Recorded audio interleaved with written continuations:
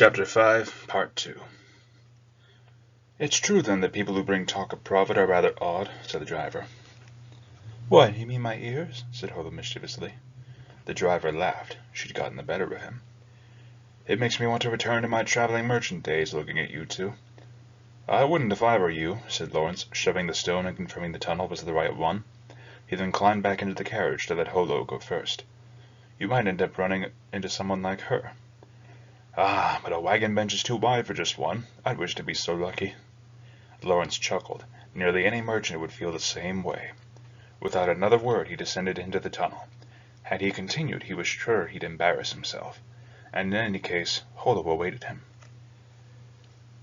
"Surely I am the unfortunate one to be picked up by the likes of you," said Holo there in the darkness, once the driver replaced the stone and drove away with a quiet rumble.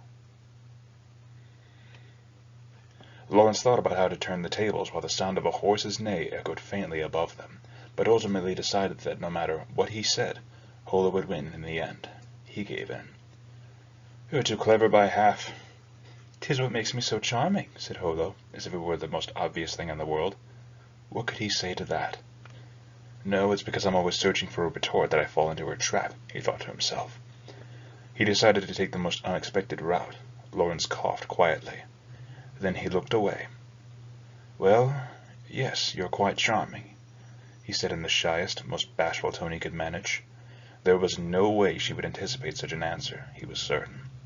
He forced himself not to laugh in the darkness, and as he expected, she was silent. Now for the finishing blow, he thought. As he turned to face her, the softest sensation filled his hand. His mind went blank at the realization that it was Holo's small, impossibly soft hand. "I'm so happy." Lawrence's heart couldn't help stirring at those sweet, reticent, girlish words. As if to punctuate it, her hand squeezed his ever so slightly, as if she were embarrassed with her admission of happiness. So it was Holo who dealt the finishing blow. "You really are an adorable boy," she said, amused at her own joke, which was even more irritating.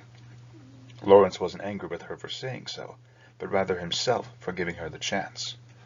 And yet he didn't think of letting her hand go, which felt somehow pathetic, and Holo's holding his hand made him feel unreasonably pleased.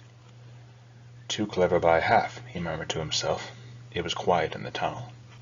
Then it filled with the echoes of Holo's giggling.